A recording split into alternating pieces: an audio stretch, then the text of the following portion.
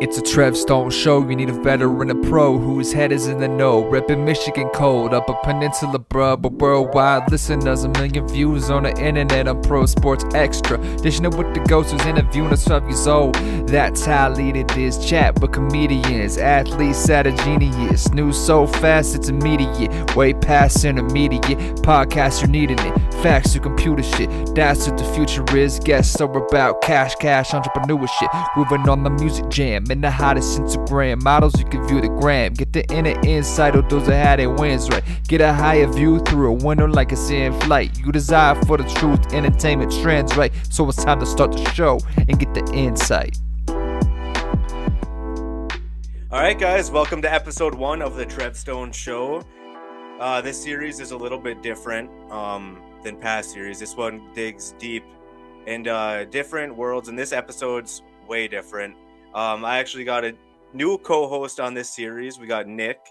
He blogs at PSD, as you can see his face if you're watching this on YouTube, or if you're not watching this, you can listen to this on iTunes and just about everywhere you find your podcast. But this episode was pretty crazy because we had R.Kelly, Robert Kelly, the rapper, and you can maybe take a P out of there and call him something else.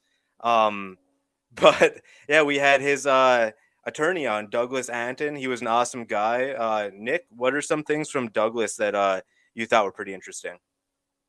Well, yeah, I think, just the fact that he basically kind of started as like an agent basically for entertainers, athletes, musicians. Right.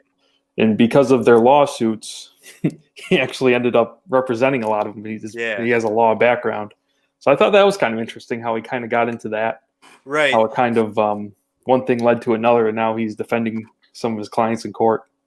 Yeah, he's definitely one of the biggest attorneys. And one thing that I did look back on, he is like one of the top-ranked attorneys in the entire world. To even have that contact with him and get him on this episode was pretty sweet. Although, obviously, the R.Kelly subject is really touchy. We go into everything. I dig into the R.Kelly documentary with him a little bit. We go over some of that. He talks about how R.Kelly should be released right now because of COVID and just a bunch of other things like that. So, guys, if you enjoy it, be sure to like, subscribe, give us a 5-star, and listen to this episode with Douglas Anton. Yeah, make sure you listen at the end because R.Kelly actually threatens to sue me too. So, all right, so we got a special guest today, a little bit different than normal. Not an athlete. An attorney. He does do some sports stuff, though, on the side, too. He's a manager. Douglas, thanks for joining us. My pleasure. Good to be here. First off, bro, how's everything going with quarantine? This stuff's pretty crazy. I'm stuck here in Michigan. The new laws, the rules are pretty strict here. How's everything going for you? Over here in New Jersey? Yeah, things are good. In fact, I went to law school out in Michigan. And I know that there's a lot of stuff going on with the governor now, a lot of protests. Some of the rules are a little strange. I still can't figure out the tomato seed thing. But there has to be something behind it. I just can't figure it out. Yeah, I'm not too sure either, because if we can't go plant gardens, that's a little bit too far. Seems anti-productive almost. Right. No, we're doing fine over here. We're pretty much on lockdown all the time. Attorneys are working from their homes or their offices. We are non-essential, but we haven't been excluded from the ability to come to our offices. We communicate to the courts via telephone and or what is basically Zoom for the state court and some of the federal courts, and something called Jabber, Jabber, for the federal courts. So we're in contact. But scheduling gets missed. Some things come in by email and it gets missed, and so we have to reschedule. But everybody seems to be okay with it, and we're working through it. Health-wise, I'm okay. Unfortunately, I just learned earlier today that one of my greatest long-term 20-year clients passed away within yesterday, but within the last 5 days, he was in the hospital due to coronavirus. Wow, I'm sorry to hear that. Yeah, it's very sad. Yeah, that's crazy. This stuff's very serious. For sure. So let's switch topics a little bit here. You're an attorney, music manager, sports agent. You're a busy guy. You do just about everything, it seems like. I'm looking at your website, and you do everything. What motivates you, and what got you started in all this? Well, I'll start with what got me started. In college, I went to Villanova University. And in high school, I went to Ramsey High School in New Jersey.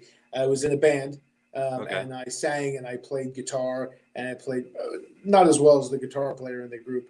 So I was in a band. I always loved music. I was always an athlete. I wrestled, I boxed.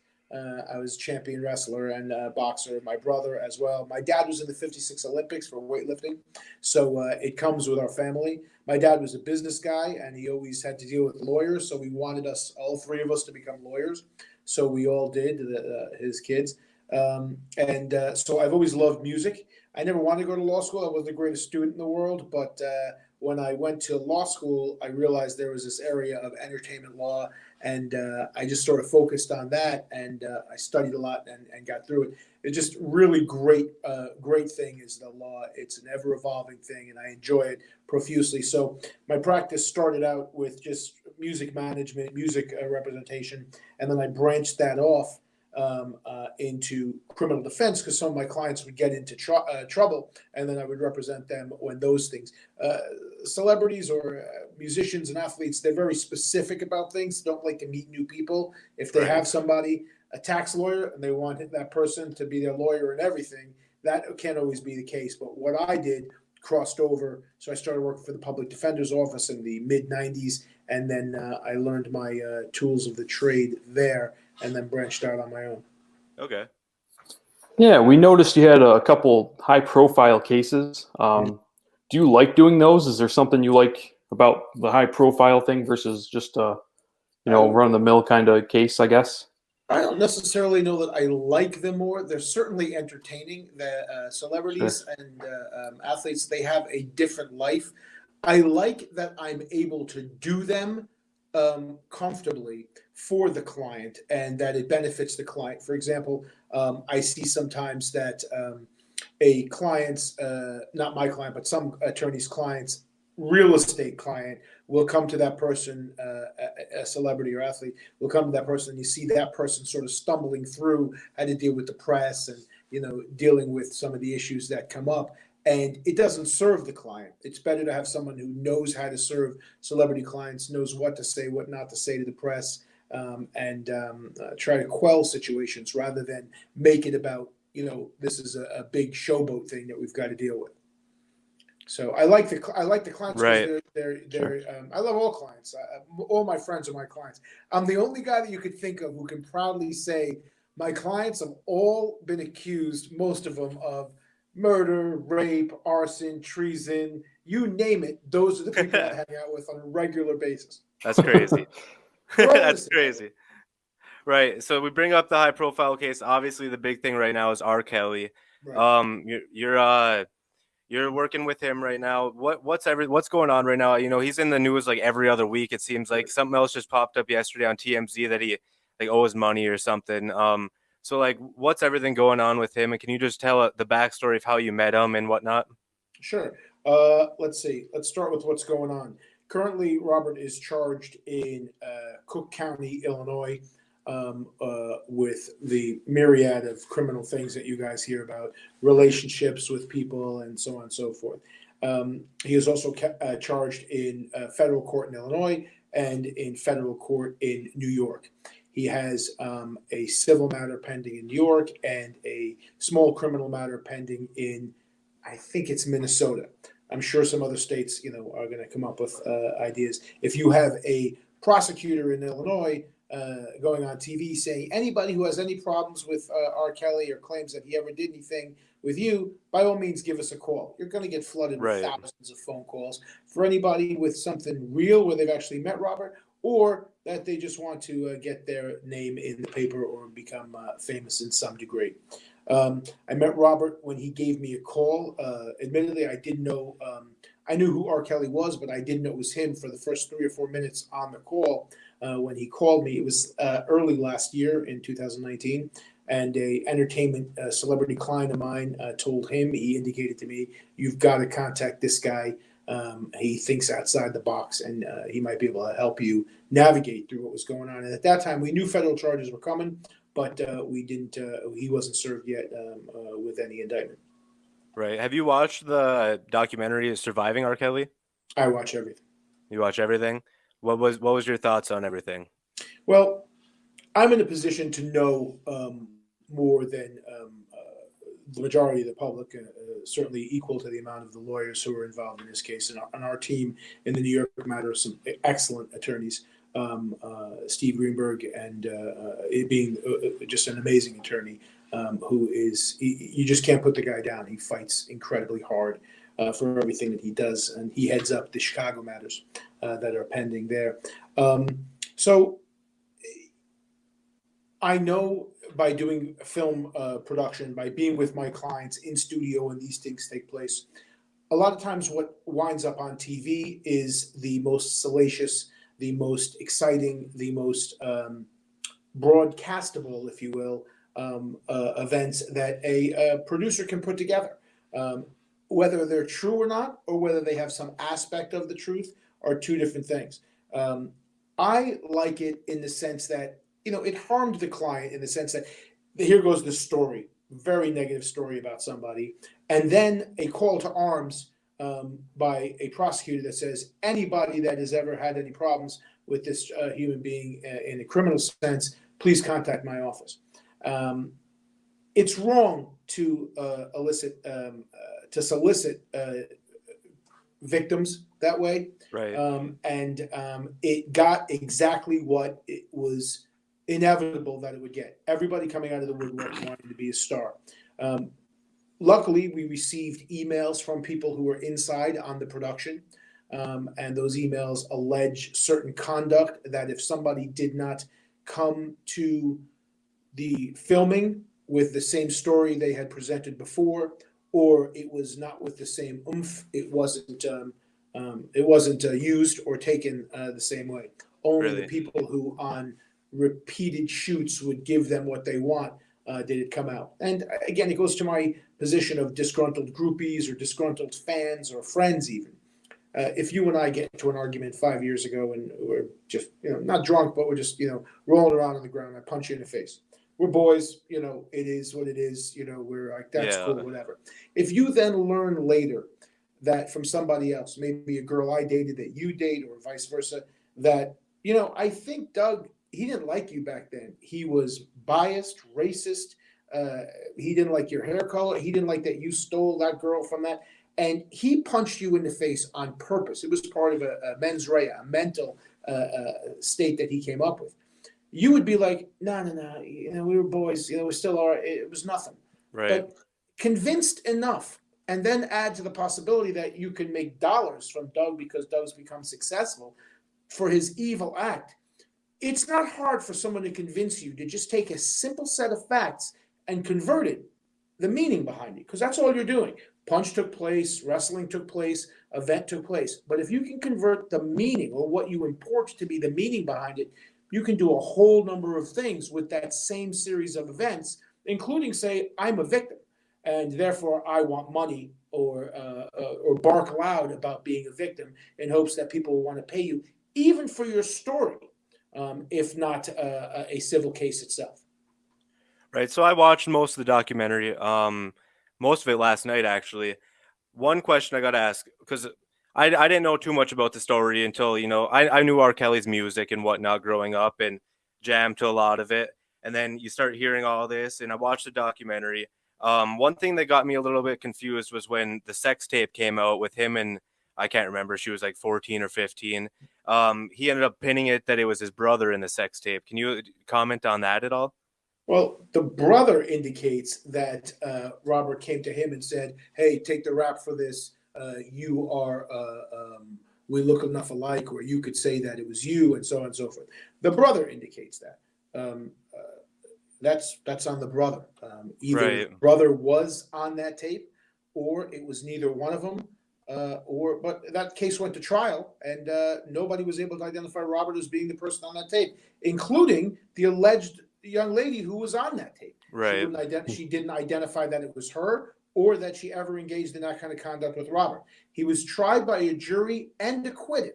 A lot of people let that go away. Now they say that, he tampered with this or he did that. A lot of hindsight, people talking about what took place. But there was a jury. and the jury came back a certain way. Certainly, if there was some level of tampering or whatever, it's not beyond the state to press charges again, impanel a new jury. But you had every opportunity to prosecute this man, and he was acquitted. It wasn't just it was a dismissal, there was a payoff, and things go away. And again, I think Michael Jackson was innocent until proven guilty, but allegedly he paid people to settle matters and so on and so forth. Listen, I represent celebrities, so when someone comes to my client and says, your client did this, your client did that, okay. To just argue it in court and the negative publicity is going to be crazy. What do you want, 10, 20 grand? Just, it happens. Right. It's a part of being out there.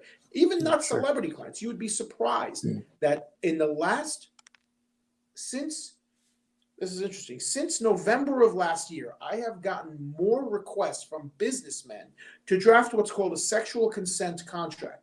It's not something that forgives anyone from non-consensual sex or rape, and it's stated very clearly, but it's so that in the future, when some man or woman says, I never wanted to do this with you, I didn't know you were married, I'm now a victim.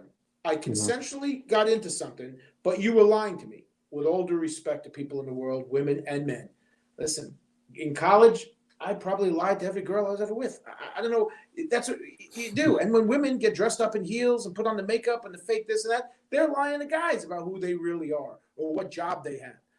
I knew a friend of mine, he had a keychain with a Ferrari thing on it. He didn't have a Ferrari. He didn't have a Ferrari. No, he just liked to do that. And you see this guy on YouTube, who does the gold digging thing where he pretends to be this and then he comes back with So to come back later and say, I was with that person for 5 years of my life, they were in another relationship with a woman or with a man, they didn't know, they stole those years of my life. These are relationships. I don't know what to tell you. That doesn't make criminal conduct. And that's basically what we're seeing nowadays. So a lot of business people want to make it very clear. I will be in a relationship with you. I would like you to sign this agreement that talks about not only their histories, the parameters of who they've been with and not with, but the sexual conduct that they conduct between each other. So that if it gets aggressive to some extent or it's in the limelight, there's non-disclosures and there's things like that. And that has been I've had like 30 of those at 10,000 a shot in the last 8 months. And that's just crazy that's like, the direction everything's going towards. But I'll tell you, it's saved 3 of them from huge lawsuits. Yeah, for sure. Yeah. Huge Wow. lawsuits. Yeah. And we were able to stifle one on the non-disclosure clause. Again, you can't just say, Judge, she said no, but she signed this. No is no. There's no question about that. Mm-hmm. But it's Right. outside of any criminal conduct. And along with it, the production that I put together is, along with it, you get some technology, a body cam, a little TF drive. So especially with the football players, I've had football players of mine that I represent accused outright of rape. San Diego Police Department called me on one of my players who's not from California and said, this is the claim I have. He was able to email me video of him and this young lady's transaction. And I was able to show stills of that, including the ending of it, a amicable thank you, goodbye, but leave my hotel room now, which negated completely the idea of an unconsensual relationship. Wow. And people make stories up all the time. People don't realize how much they do because they know it carries so much power with it now. If a girl just screams rape in the street, it's over for whoever she's screaming it about. Now, if it's true, that guy should be locked up forever, right? I'm not a proponent of it. I have family, I have nieces, I have relationships myself. But it's used very much as a tool these days. And the worst thing about it, it hurts actual victims because people have become sort of numb. And when this trial is over, R.Kelly's New York trial, and we prove what we're going to prove, it's going to have set back claims of this kind a lot because we're going to expose just complete lies over periods of time. If something happened, you should be at the police department the next day. You don't wait 20 years when a prosecutor goes on TV and says, hey, anybody been victimized? If you told me right now, anybody been victimized by Mr. Dutton, my science teacher, I'd be like, yeah, in 7th grade, he treated me really bad. Yeah, sorry, Mr. Dutton, if you're still alive. I don't know. He did treat me bad. Yeah. Yeah. Wow. I'm scarred. So one more question about R. Kelly, then we'll try to move towards some brighter things. And one question is, he did like hanging around younger girls. It seemed like they were better musicians, maybe. I don't know. Can you kind of touch on that a little bit? Okay. To say that Robert Kelly or any celebrity hangs around anybody is a misnomer. It's the reverse. The guy can't go to a 7-Eleven without being mobbed, and especially in Chicago. So these celebrities, these stars don't hang around anybody. In fact, the most introverted, quiet people you ever want to meet are celebrities, because as soon as they step out of the house, they're bombarded. So Right. they need private time, they need personal time. The concept of Robert ever seeking the attention of a woman is ludicrous. I mean, in the piles and piles of not even discovery that has passed forth back and forth between the government and our offices, but I'm just talking about evidence that we've procured, things that we've done. The amount of people who pursue Robert, both men, women, fans, businesses, every day, hundreds and hundreds of emails and contact. Now, I don't know everybody's motive, but it is to do just like whenever a celebrity comes walking by. You want to touch them. Even the Pope, people want to touch them. They want to take a selfie with them. People want to do that with celebrities. I'm walking down the street, nobody's doing that with me. Right? Right. Nobody Right. wants, maybe with you it does, but you're I wish. internet celebrity. But nobody wants to do that. But yet, even when I'm out with clients, people are all over. When I was out in Chicago with Robert, we have to go to private places just so that Right. doesn't happen. Even for restaurants, you have to go get it. Oh, look at that big shot. He's got to have a private room. Well, if not, try to get through eating a meal when 30, 40 people come up to you for your autograph. And if he doesn't sign autographs, or any celebrity doesn't sign autographs, oh, he's such a highfalutin. Yeah, that's the worst, especially when someone's out to eat or something, and then you start bugging them for an autograph. I don't know. I've been around them situations when I've been to like even country music festivals, and there'll be like a bigger performer you'll see walking by, but he's in a rush, and everyone's just sitting there stopping, and then you'll hear, "Well, you didn't sign this," and then they'll get pissed off, and it's like the guy didn't have time, Right. you know. Right. Yeah, So and then they frustrating. start yelling and screaming. Yeah. Like, oh, you're an ass or something. Then the next thing you see it on social media that they wouldn't sign anything. Exactly. Then they got to do a Twitter apology. Listen, I love my fans. Yeah. So what we do is we I hate to say it, but myself, and I have to have the meetings. Not a lot of them take place in the office, but when I go out to meals and stuff, we hide, or we go to restaurants that cater to that kind of thing. Like there's a couple in New York City that celebrities are part owners in. It's looked down upon if any fan comes up and says, "Hey," they know. But the greatest thing about these guys, Robert included, is he'll stop his meal and not only sign whatever you want, but he'll have a conversation. Gene Simmons the same way. He'll stop a meal and have whatever you want. Regis Philbin, not the same way. He will chastise you and tell you to get the hell away from him. Yeah. So different people are different ways. But Yeah. I understand. Right. I mean, I've been with clients who were celebrities, a female. We sat down for dinner, couldn't get anything done.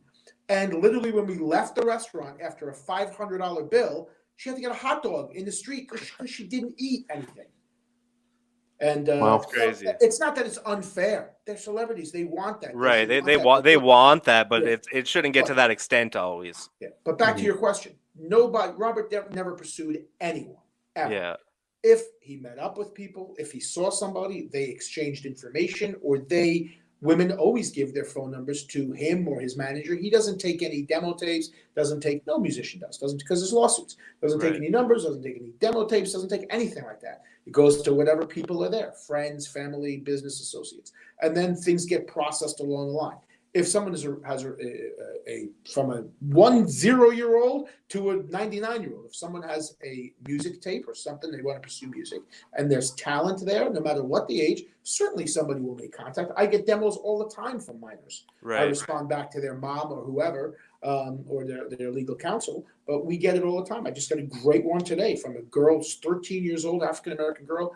She can sing like nobody. It's like Tina Turner meets Janis Joplin. It's amazing. Wow. So, but you meet with them, you talk to them, you pursue the business aspect of that if there's something to be pursued there. And if they're fans, he wants to pursue having fans.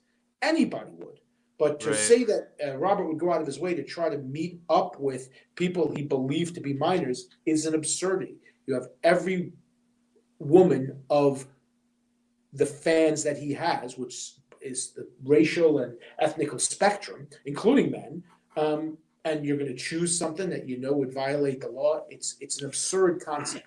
One other thing I want to mention about the documentary, it seemed like they made it out that he would always give his phone number to people. Wouldn't it be on them then to make the next call to him? Why, you know? I know the accusation. I know the allegation that he would give his phone number up. I certainly can't speak to every single situation because I wasn't there. But whatever is being, and I have to tread carefully on what I'm allowed or not allowed to disclose with regard to discovery. But I will say this: whatever is being alleged, nobody in the New York matter that I know of, and I'm not on the federal matter in Illinois. Nobody in the New York or state matter is alleging that Robert or anybody on his behalf forced anyone to do anything. Instead, there was a pursuit. Our opinion is pursuit by the fan. Some of the government stuff says that Robert maybe followed up with that pursuit in a general term, but that's on the press. Certainly, you even asked a question about it. And that whatever took place thereafter is not the typical situation. Unfortunately, the typical situation is grabbed a woman, went in the alley, did what he did, and that's rape.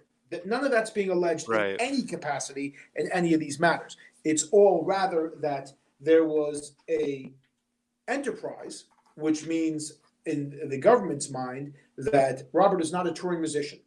He's not talented. He has no skills of any kind, except he travels the country, the world, with his group for the sole purpose of finding women. That's what the government is saying in their allegations that they're being an enterprise. They don't even acknowledge that he's actually a recording artist, that his entire thing is that recording artist stuff, that's all fake. Those albums, that's all fake. That's just to draw in as many women as possible. And that is a weak aspect of their case. Strong in its filing, but a weak aspect of the case in that it doesn't hold any water, has no logic to it. Yes, he's a touring musician. Yes, he meets people. Yes, he conducts friendships, relationships. I mean, we've had to look at situations where, who's this woman? Who's this woman? I'm after a concert sitting there and thousands of people, hundreds of people are coming in and I'm doing selfies with them. And you're going to show me a picture of a woman who claims I had a relationship with her? I literally could have met her for 5 seconds, taken a selfie and moved on and never seen her again in my life. So I don't know who that woman is. Even to this day, the Jane Does, there's 5 Jane Does. All right, there's 6 counts and 5 Jane Does. We know who a couple of them are. Right, some of them we don't know who they are, just because we don't know who they are. Right now, you'd think we'd want to know so we could then defend ourselves. How do you defend yourself when the government won't even tell you their name or anything about them? We've made motions for it. It's not going to be forthcoming till very shortly prior to the trial. And that's not fair. How do you prepare for that, especially with a client who's locked up in an MCC with COVID virus now? I read something. I don't know if it's true. Does someone have COVID on the same floor as R.Kelly? I don't know if it's the same floor, but I've been to the facility several times. It doesn't matter if you're not on the same floor. Right. Like if you cough, people in and the guy who's selling hot dogs on the corner is going to get COVID. It's not a great. Any of those places they're tight. You know, they're tight. Yeah.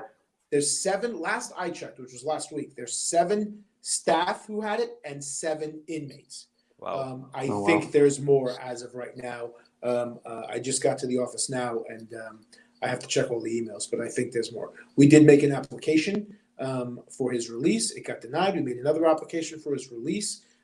So, we have a third updated thing to go. He should not be in jail. I'm not saying he should be free walking around in the street. I get the government. I think he should, but I get the government's position. I understand that. But he needs to prepare for trial with counsel. All right, that's number one. He's innocent until proven guilty. You got guys like Marvin Avenatti, convicted felon. He's has the ability to get out. President's lawyer, convicted felon. He has the ability to get out. Tekashi 69, he's convicted felon. He has the ability to get out. These are felons. My guy is innocent until proven guilty, and we can't even get him out to prepare for a trial. It's problematic. He's not going anywhere. We can put him on house arrest wherever they want. Any conditions they want to put him on, we can manufacture and make sure it happens, and we'll follow all the judge's rules and regulations and that of the U.S. attorney. But I think it's unfair that he's not being released pending what's going on. God forbid, because he has medical issues. God forbid he contracts coronavirus and dies. Right. You know, it's in a precarious situation that this person could pass away with the world thinking something of him that was never true. And then nobody's going to want to hear any of the evidence that shows. And all those victims, watch them all fade away. They won't even try to tell the story anymore because there's no dollars involved in it. Right. The alleged victims, I say. Yeah. And it's horrific. It's horrific. And I tell you this, I distance myself from the COVID thing in the sense that I'm safe. I stay away from stuff. But with this one client, I talked to him 7 days ago. We were working on something, and now he's dead. And it's very different. A judge I knew, a retired judge, 5 days in the hospital, dead. Wow. It's real. Yeah. It's real. And I don't think you'd get the best medical treatment in the world in an MCC facility. Right. You know? I don't know, but maybe they would because it's governed by the authorities more. I mean, this tiger in the zoo got a COVID test. I know, that's crazy. R.Kelly could get a COVID test. Right. I can't get one, but a tiger got it. Yeah, that tiger got it real quick too. It was like the Yeah. second day. It was like Trump was like, no one's getting coronavirus. It's gonna be done. The next day, a tiger got it. He got it and got a test. How do you Yeah. test? How does a tiger Do they shove it up the nose? I don't know. I wouldn't do it. Yeah. No, that'd be like that movie Tiger King, that Netflix They series. said that the tiger was coughing a lot. I guess they know what a tiger cough sounds like. Yeah, I know it. Nick, you want to fire away some of your questions? I gotta plug my laptop in quick so you can fire away a couple of yours. Sure. Well, one question I had, I think you kind of answered it at the beginning, regarding, the sports management business, in practicing law.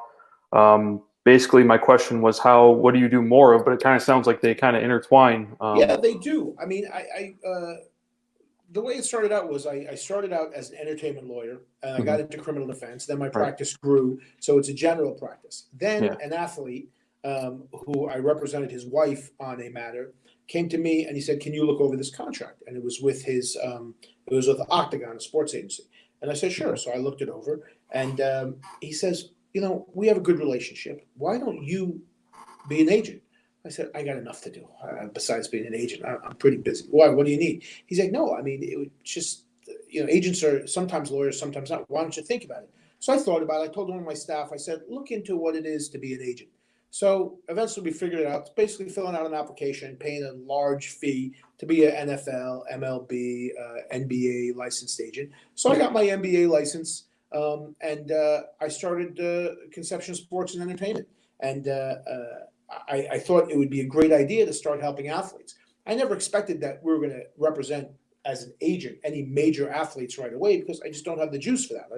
I don't have the background for it. So I figured what we'll do is we'll start with personal appearances for where other people would call over the hill athletes. I call post play athletes. We started with boxers. We started with athletes who were over the hill, just setting up personal appearances for them. Then we started with athletes pre-play, high school, college. If any of them came to me and just asked me, how do we navigate through this and what do we do?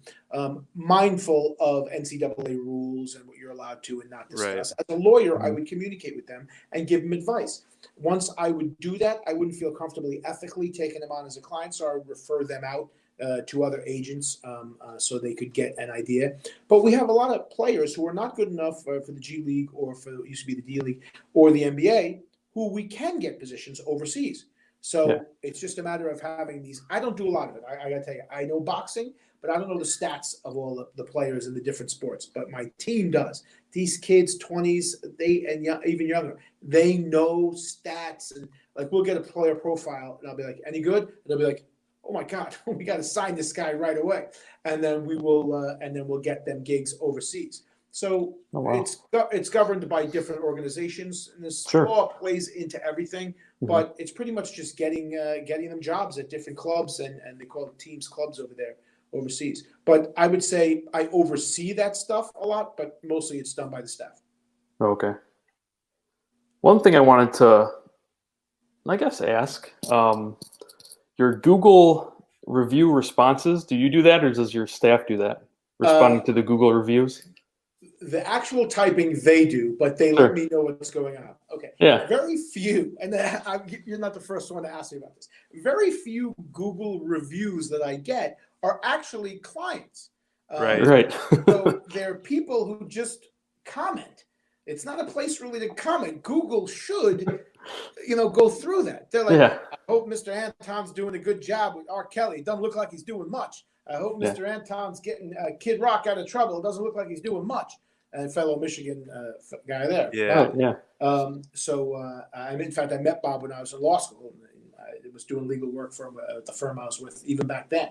So you get a lot of that stuff, and I need to point it out only because some clients come to me and they say, I read some of the reviews, and I wasn't going to go with you. I was going to go with somebody else. And I'm like, what? Who's reviewing what? And then you have some clients who, like I have this one lady, I don't know if it's still on there or not, this one lady client who wanted a reduction in her bill. And I said, no, I was not going to reduce it. I already reduced it like 30, 40%. I said, no, I'm not going to reduce the bill any further. I didn't, but staff said.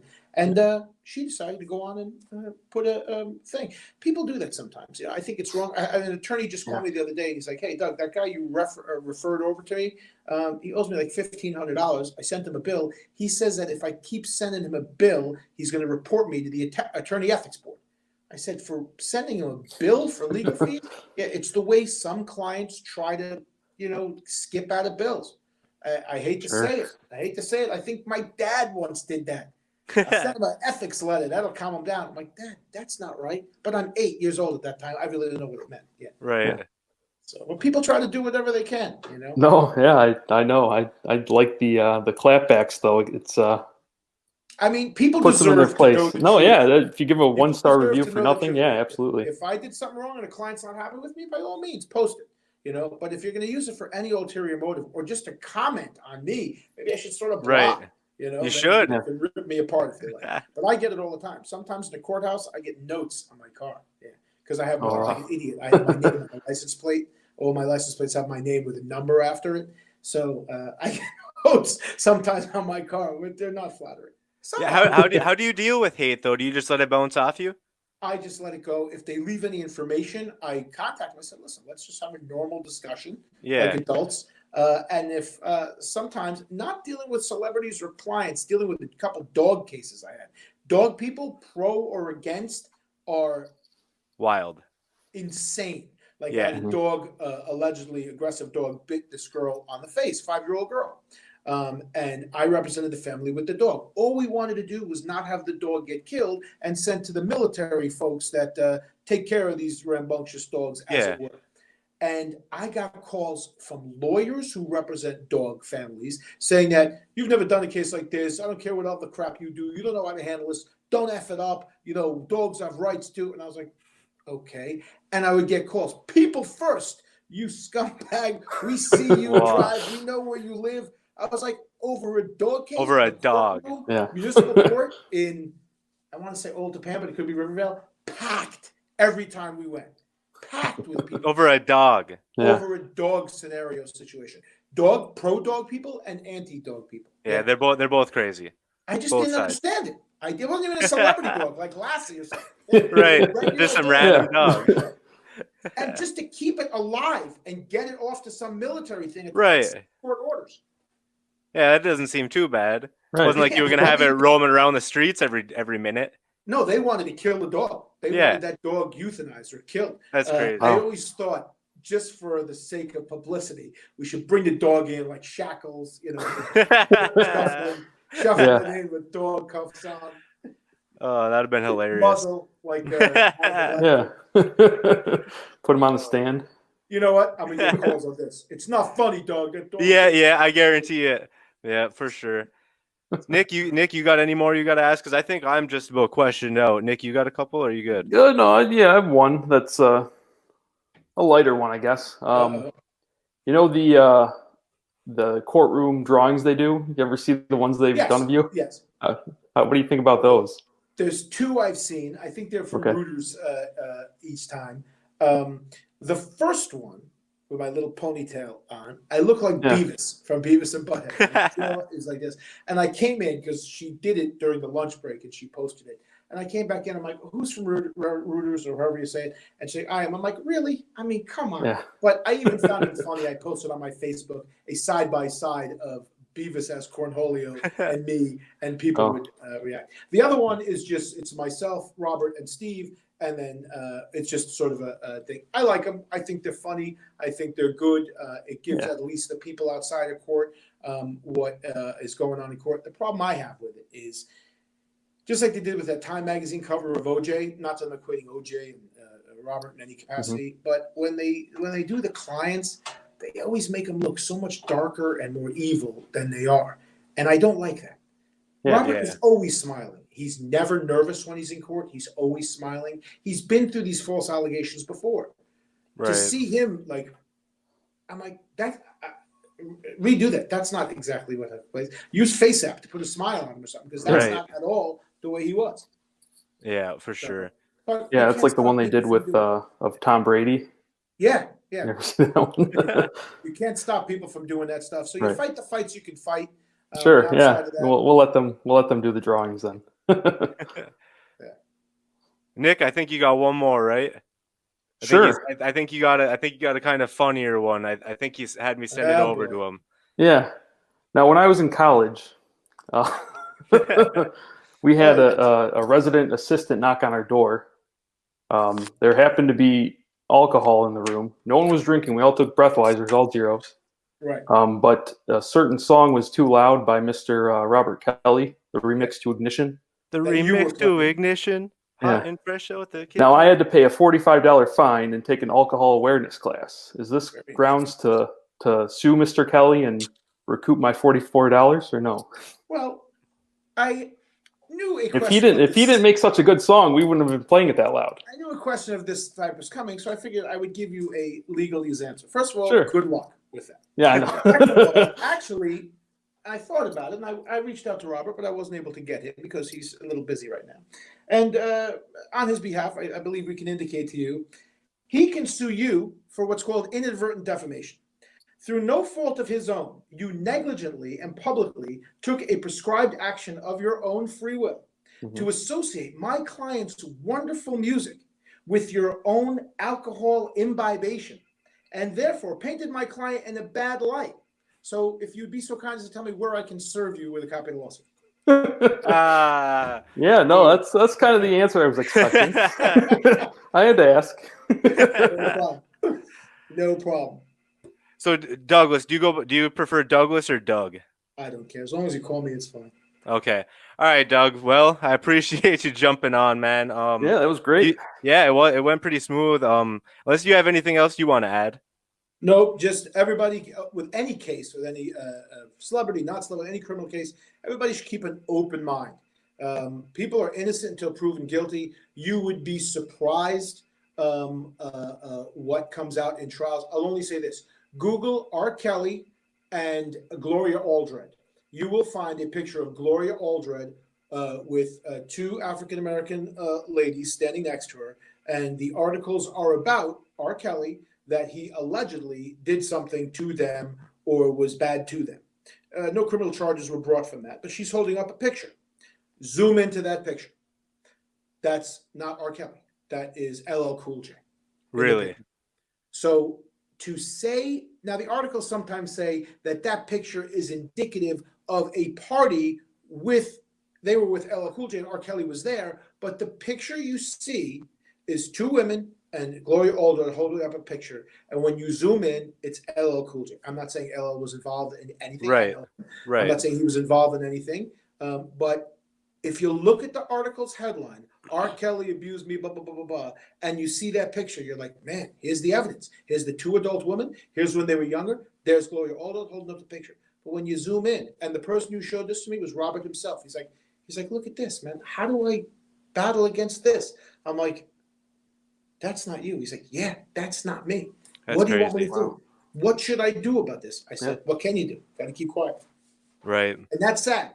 That's the way justice is supposed to be. It's sad and scary. Yeah, it's Yeah. scary, is right. That's why I'm Right. getting all these other contracts to write all the time. For sure. Yeah. Well, I appreciate you jumping on. And where can everybody find you at on social? My name, just Google my name. Everything's under my name. Okay, perfect. Douglas Anton most of the time, but you don't contact me on social. Yeah, don't contact him and don't leave him any nasty reviews for no reason. He's Yeah. a nice guy. Just if you don't like R.Kelly, doesn't mean you don't have to not like Doug. Yes. They're different people. Should know who else. They don't even know who else I've represented, which is good. Right. All right, man. Well, I appreciate you jumping on, and we'll definitely look forward to having you on again. And maybe when everything hopefully all this can blow over for you guys. My pleasure. All right, guys, that was a pretty crazy episode. We moved Douglas up. He's the first guest on this series. We actually recorded him like number 5, but we had to move him up to number 1 because of how intertwined he was with everything going on with R.Kelly, and obviously one of the biggest topics in the entire world right now. And he had a good joke, or Nik kind of had a good joke at the end, and Douglas kind of played along, and it went pretty good, guys. So be sure to leave us a 5-star review, like this, subscribe on YouTube, follow me on Twitter and other social medias. You can find me at TrevStone PSE on Instagram and TrevStone CEO on Twitter. And for Nik, I'm at Nik, Nikpse. So Nikpse, just 6 letters basically on Twitter. easy enough to remember, guys. So subscribe and listen in to the second episode, which will be on next. Peace.